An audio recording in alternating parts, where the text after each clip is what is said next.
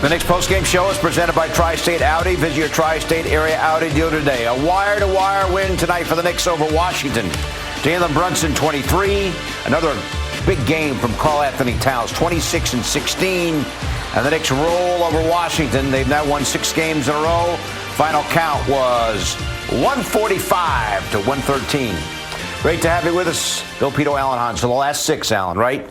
Utah, Indiana, Golden State, Indiana, Nets, Wizards. The expectation coming into all these games was to get a win. Knicks have won all of them. Hasn't always been pretty or easy, but they have run the table here during this stretch. Yeah, they're in the stretch of, again, playing teams that are under 500, a lot of the teams that are in the lottery like tonight. And the most important statistic, of course, is the final score. In the very end, that's all that matters. The eye test, though, shows you there were areas, especially early in a lot of those games, that left something to be desired. But in the end, the Knicks always did find a way, using their talent and doing whatever it took to get the win at the end.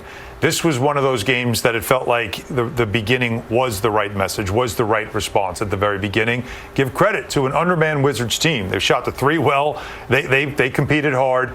But the Knicks had way more talent in the second half. They showed that by dominating in the paint. 64 points in the paint. Double-doubles by both of their centers.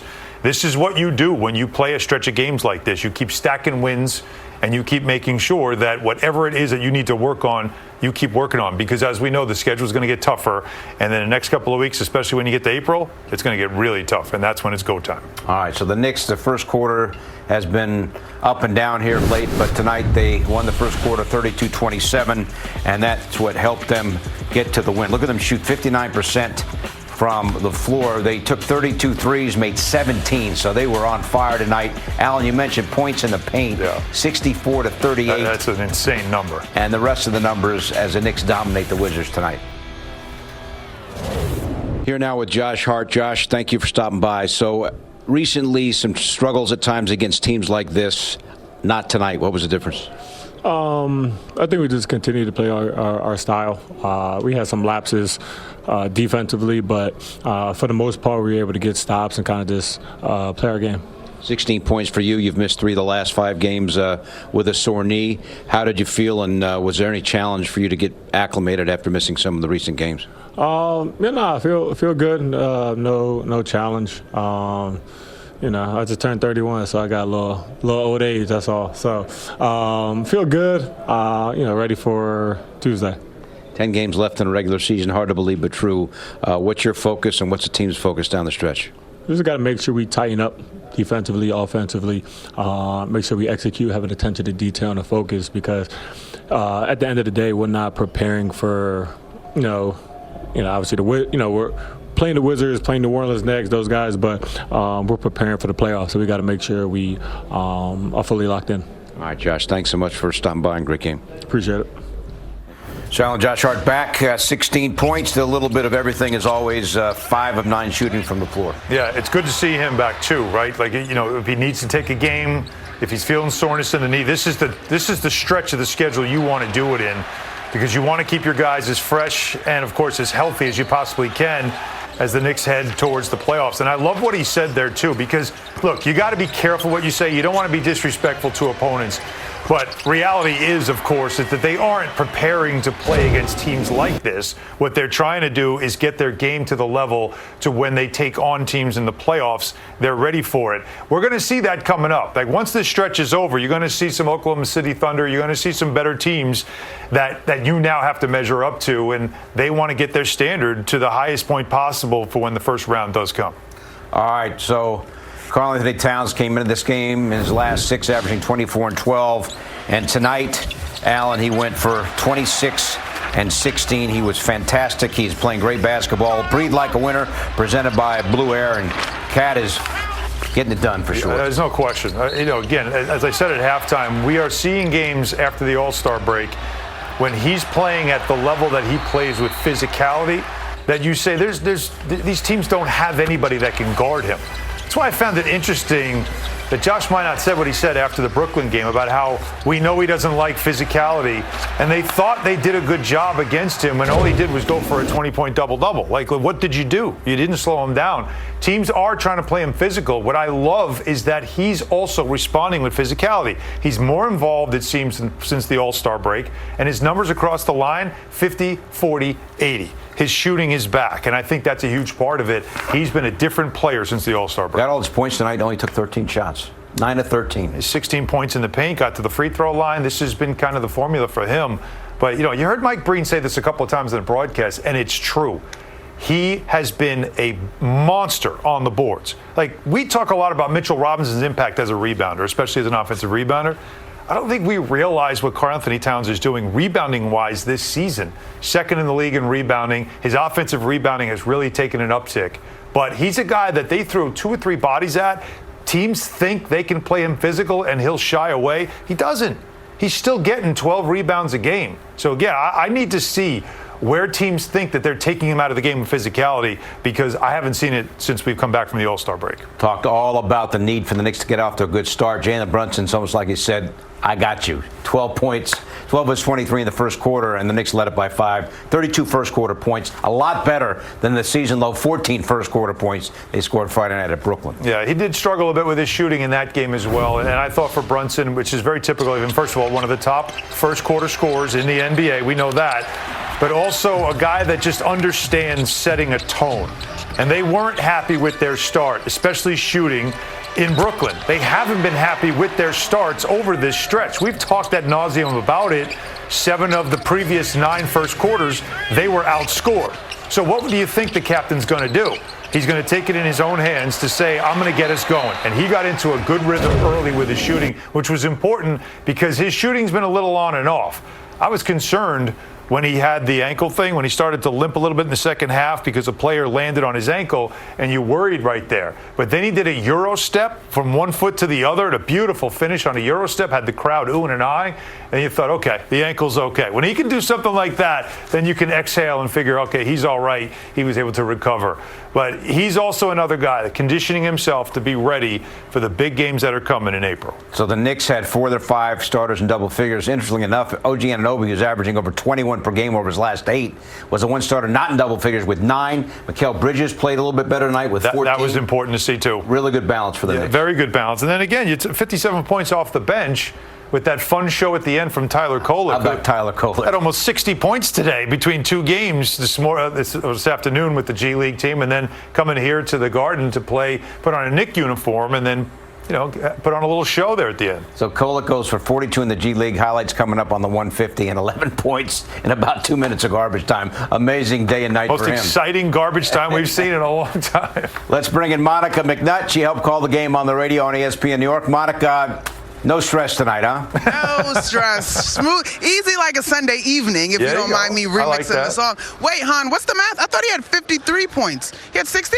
No, 42 and 11. That's okay, yeah, 53. He was looking almost. Kolek, 42 and 11. Yeah. Got it. Listen, I got what I asked for, guys, honestly, because, yes, while the Knicks come into this one on a 5-game win streak, it was the how that left me a little frowned up, right? But I thought tonight they did a really good job of, from the opening tip until the final horn. You look at it, and they were able to get, I believe it was 57 points off of their bench. Yes. That final number. And so that speaks to the commitment, the energy, the focus from your starting lineup all the way down through the rest of the bench. And so I thought tonight was a very solid performance from this group. And Monica, we've been talking about Karl-Anthony Towns and his performances. I think since the All-Star break, he's just been a different player. I would agree. His numbers, though, tell you that, right? Like his standard, 50, 40, 80, the fact that the shooting is coming back.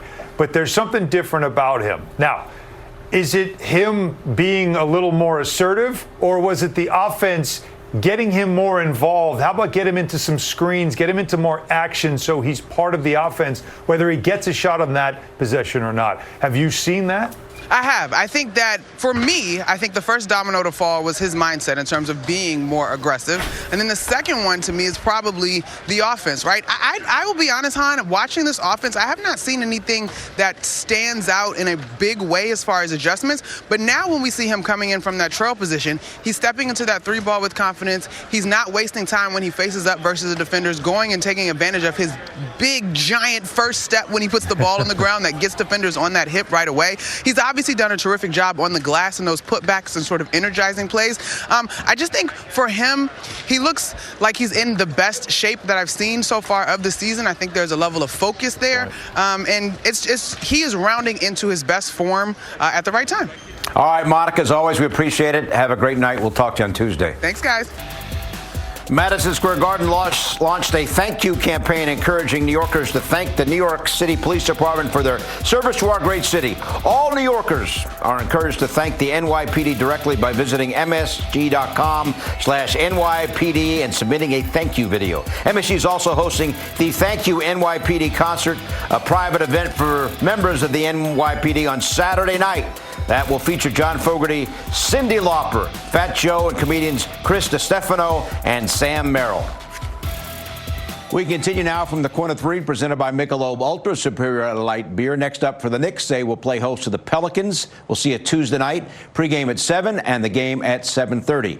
Time now to listen into Mike Brown's postgame comments, as always, presented by Chase. I thought a good win by our guys. I thought they did a lot of good things on both ends of the floor tonight. Thought our ability to take good threes was huge. We didn't get up enough. We took 32, and we'd like to get closer to 43s up, but going 17 for 32 was good.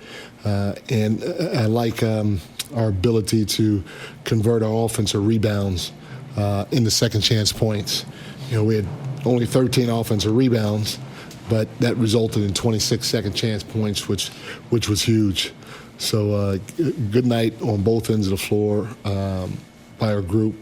Good win. Our defensive player of the game was Cat. He had 12 rebounds, a couple of deflections and a steal, and he was really good in the 50-50 ball area. One of the things that we've been talking to him about is continue to put your chest in front of the ball and pick and roll and DHO situations, and he did a fantastic job with that tonight. So good win by our group. Coach, could you give us a glimpse into the guys that played with G League this afternoon, and what was it like to get them from Westchester to here and then give them some minutes? Yeah, that's an amazing feat. To play in a G League game in the afternoon and come play in an NBA game, it's got to be a weird feeling, but these guys are pro athletes, and they do a great job at taking care of their bodies, and our performance group does a good job with them in that area too. So for them to be able to do that, to me, is an amazing thing. And then the group came out, and I thought they played well. It was fun to see Tyler hit some shots, and hear the crowd cheering his name. All that stuff's a lot of fun. But I like the way our guys tried to play down the stretch, after playing in that G League game earlier today. Mike, what would you say your timeout triggers are? Like what makes you want to call a timeout? Are there like 2 or 3 things that it happens automatic timeout? Yeah, no, I'm big on the next play speed. If we don't get back or make an effort because we're talking to the ref, arguing with the ref, or just take too long to change gears, that's a big one for me. And then the next thing is if something happens a couple times in a row, like if they don't feel us defensively and we give up 2 or 3 threes in a row because they're not feeling us, that's not good. If we're not taking care of the ball, those are a few things. There are other things as well, but those things, with the biggest thing probably being lack of next play speed, with them not feeling us as the number 2. Are there things, I guess, that can happen that you want to, play through? Yeah, for sure. Like runs that you want to see how the team will respond. How do you, decipher when to quick trigger timeout versus, let's see if they can figure this out? It depends on how we've been playing for a while. We haven't been great with our opponents feeling us to start the game. And so, that's something that I'm not going to sit around and wait on. Right now, like if it was a one-off or early in the season, they say, okay, you guys figure it out. So it depends on the situation a lot of times and how we've been playing, especially in that particular area of when I called the timeout. Coach, how do you evaluate Josh Hart's performance tonight? Obviously, how do you think that he's finding his rhythm at offensive side and making those 3-pointers, and how does it make the entire team of offensive side move fluid after he comes back from his injury? Yeah, Josh he's a warrior, man, and he makes things happen on the floor, and what I love more than anything else is teams are leaving him wide open and he's letting it fly. And he works his ass off when it comes to shooting basketball. He works really, really hard at it. He takes it seriously, and it's good to show. It's good for him to show people the work that he's put in. Mike, I think after the Nets game, Mitch said something about not overlooking teams because of their record. What did you like about how you guys came out today? Despite Yeah, we talked about it. Our biggest thing is making our opponent feel us, and we did a better job in that area. I thought we did a nice job moving the ball and trying to take the right shots. We had a couple of turnovers in that first quarter that we wish we had back, but I thought overall it was a lot better than what we've done in a couple of games. With obviously 6 wins in a row, what do you feel like this team is at right now? It was crazy. I didn't even know it was 6 wins in a row.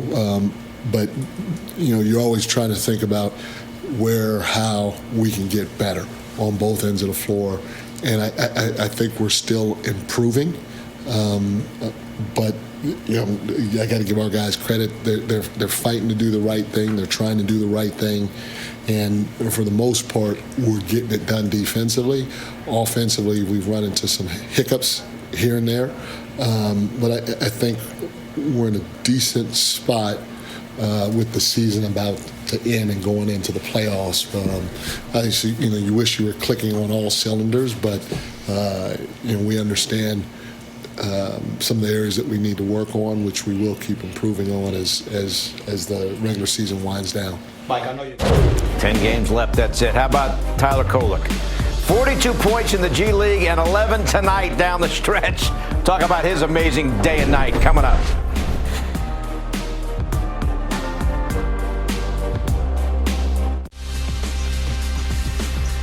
Knicks blow out the Wizards 145-113. Tonight's thrilling moment brought to you by FanDuel Casino. Get your thrill on. I'm always amazed. Tyler Kolek in the rotation. Now goes down to the G League and plays his heart out with 42 points and then comes out tonight and scores 11 for the Knicks. Yeah, he clearly was in a rhythm, and he took it with him from Westchester to Midtown Manhattan, because you can see here in these clips that he was feeling it in this game. Like just walking into threes, long threes, step back threes. That's how you get to 42 and 11, which no Westchester Knick had ever done. Then he walks onto the Garden floor, and he's continuing the show.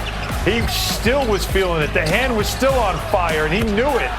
There was 1 3 he took that was the heat check, but here's where the crowd is just begging him to keep shooting. He does. There's the celebration with the fans. Only in this building can a blowout still get the crowd going as loud as they got, because they knew what was happening here with Tyler Kolek. Look at those numbers. And again, he's in the rotation, and then he's out of the rotation because of the acquisition of Jose Alvarado. Yeah. I'm always really interested in how these guys are able to apply themselves when they go down to the G League, so to speak. But when these guys play, like Dadier had 32 today. You're a competitor, right? That's what you are. You're a competitor, so no matter what. If they're keeping score, I'm playing my best. And what you love also, you heard Mitchell Robinson say, because I asked Mitch about it on the walk-off interview about Kolek and getting the crowd going, and he said, that's a pro. That's what you do. You keep yourself ready. So you go down there, you play, you do your best, you come here, you stay ready, and if you're called on, you come in and you play. And that was great. What a day Tyler Kolek had. Knicks had 3 players off the bench in double figures: Clarkson, Kolek, and Diawara. Yeah, and 57 points off the bench was pretty impressive. Yeah, so the Knicks roll 4 of the 5 starters in double figures. Trae Young didn't play. It looks like he's only going to play 5 games this year with the Wizards. This team gets drilled by the Knicks 145-113. The Knicks postgame show is presented by Audi. Visit your Tri-State Audi dealer today.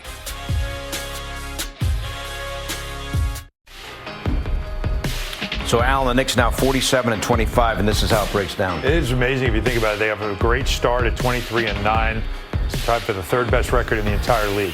Then New Year's Eve, they lose in San Antonio. That's after the NBA Cup, where you could tell the team was exhausted. They went on a little bit of an 11-game tailspin there, but look how they've recovered ever since. 22-7, which is the second best record in the league. 72 games in, 10 games left. Knicks virtual lock to get to 50 wins.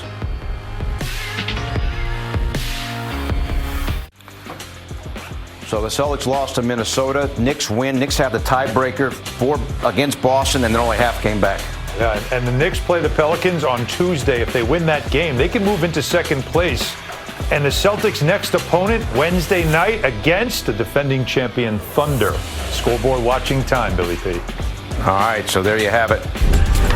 Next up for the Knicks, New Orleans in town. Knicks will try to make it 7 wins in a row. We got our pregame at 7, game at 7:30. And also stream our coverage on the Gotham Sports App. Want more than just a postgame show? Link your eligible TV subscription to stream Knicks games free, or subscribe today in the Gotham Sports App. Just go to gothamsports.tv to learn more.